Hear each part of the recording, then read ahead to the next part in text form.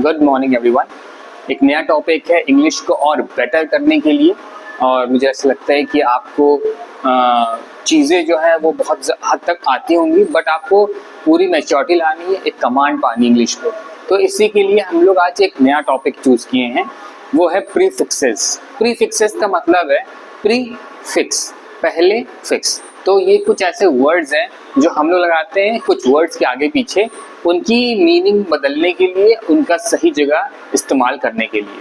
तो प्रीफिक्स का रूल ये है कि वो वर्ड्स के बाद में नहीं आएगा, वो वर्ड्स के पहले आएगा। ठीक है, हम लोग और जानते हैं कैसे कैसे प्रीफिक्स होते हैं। ठीक है, आइए prefix U N, un, in, de, dis, ये मैंने मेन लिया है। अगर इनका रूल क्या है, इनका अपना एक रूल है, ग्रामर का एक पार्ट है। तो कोई बहुत सारे ऐसे वर्ड्स है जो अपने बेस फॉर्म में है, बट आप चाहते हैं कि उनका इस्तेमाल हम करें किसी और बात को लेकर या ऑपोजिट बात को लेकर, तो उन वर्ड को हम किस तरीके से लिख देंगे उस पर डिपेंड करता है ये प्रीफिक्स। आइए देखते हैं। पहला है यू एन, अन, बहुत कॉमन है। उसका मतलब है नॉट या द ऑपोजिट ऑफ, एकदम विपरीत जो वर्ड्स हैं उनका ऑपोजिट फॉर्म बताता है ये नो, अन। अब देखिए कैसे, can be used with adjectives के साथ भी यूज हो सकता है, एडवर्ब, नाउन और वर्ब, इन सब के साथ ये यू एन यूज हो सकता है। और एग्जाम्पल के रूप में लिखा है हैप्पी, जो कि एक एडजेक्टिव है। अनहैप्पी मतलब नाखुश, तो अनहैप्पी आया। इसके सामने dis happy, de happy, in happy, anti happy जैसे वर्ड्स नहीं आएंगे, है ना। तो ये क्लियर फॉर्म है इसका, अन कहाँ आता है।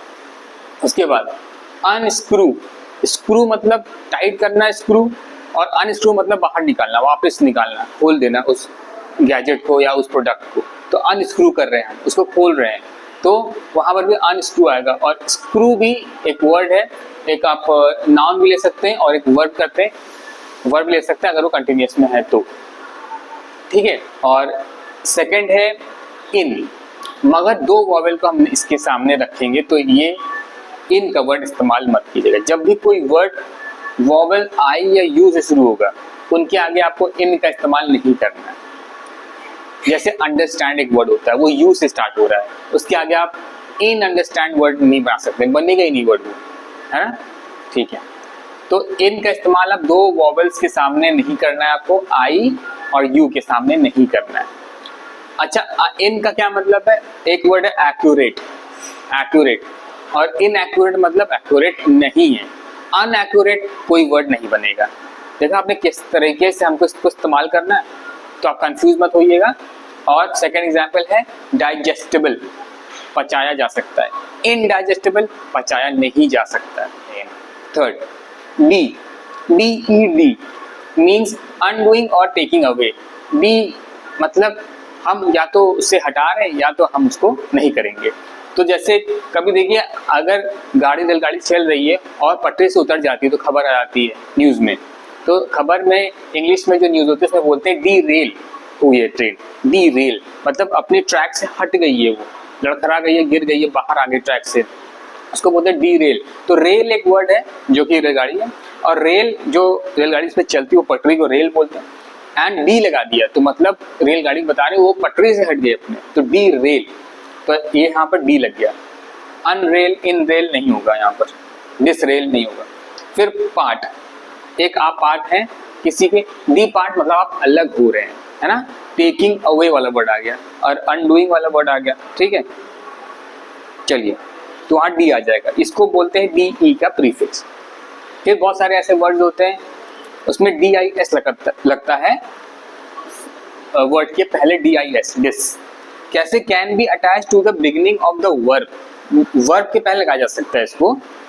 क्या बताने के लिए, ये बताने के लिए कि कोई ऐसा एक्शन है जो नहीं हुआ है, या फिर हम उसकी मीनिंग बदल रहे हैं, कोई वर्ड की मीनिंग पूरी बदल रहे हैं कि उससे क्या होगा, अगर आपके साथ अच्छा नहीं हो सकता है, ऐसा नहीं होते। तो एक वर्ड है अपीयर, अपीयर मतलब आना, प्रकट होना, है ना।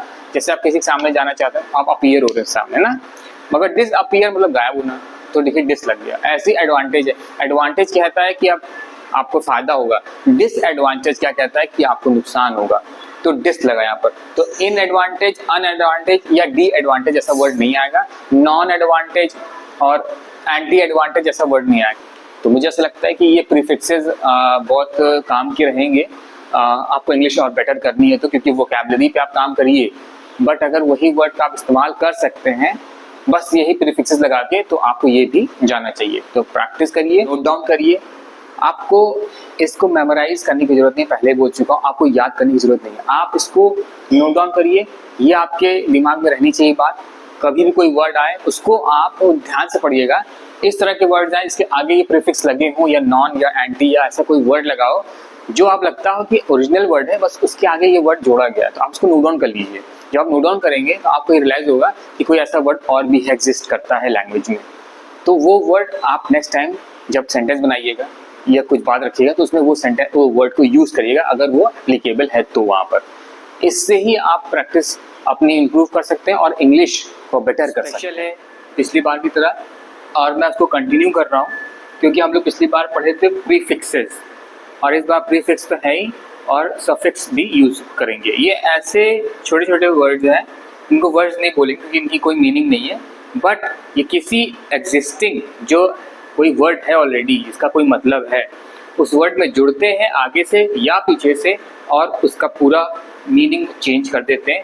तो आप सिचुएशन के हिसाब से आपको जो भी वर्ड चाहिए वो आप बना सकते हैं इनका इस्तेमाल करके। अब देखिए प्रीफिक्स क्या होता है। प्रीफिक्स मतलब कोई भी वर्ड है उसके पहले लगते हैं, उनको बोलते हैं प्रीफिक्स। कोई भी वर्ड है जो उनके बाद लगते हैं, जैसे सफिक्स। अब एक वर्ड हम ले लेते हैं यूज। ये एक वर्ड है, मतलब इस्तेमाल। कोई चीज अगर हमारे लायक है, वो इसका हम इस्तेमाल कर रहे हैं, तो हम बोलेंगे I can use that thing या आई यूज दैट थिंग, तो मैं उसका इस्तेमाल कर रहा हूँ। कोई चीज हमारे पास है जो किसी काम की नहीं है, तो हम उसके लिए बोलते हैं यूजलेस। यूजलेस। तो देखा सफिक्स जो है कैसे किसी वर्ड के बाद में आते हैं, यूजलेस। तो हम यहाँ लिख सकते हैं यूजलेस। ये एक वर्ड बन गया, मीनिंग भी पूरी तरीके से चेंज करते हैं, एकदम ऑपोजिट चला गया। ये होते हैं सफिक्सेस। ऐसे प्रीफिक्सेस हम लोग डिस्कस किए थे लास्ट क्लास में, उसमें से मैंने कुछ ही वर्ड्स लिए थे और यहाँ पर बहुत सारे वर्ड्स हैं जो आप जिनको देख सकते हैं, जैसे कि अनआइडेंटिफाइड। हम लोग ने अन का डिस्कशन किया था। एन, तो एन, ऑटो, डिस, प्री, देखिए in, I M, I R, I L. अब जैसे एक वर्ड हो गया हमारे पास लिटरेट। लिटरेट मतलब पढ़ा लिखा। अगर हम इसके आगे प्रीफिक्स लगा देंगे ये वाला आई एल, तो हो जाएगा ये इलिटरेट। जिसको पढ़ना लिखना नहीं आता है ये वो शख्स बन जाएगा, जो भी आप इसके लिए आप इस्तेमाल करेंगे इलिटरेट। तो कैसे देखा वर्ड की मीनिंग कितनी पूरी ड्रास्टिक चेंज होती है प्रीफिक्स और सफिक्स के इस्तेमाल से।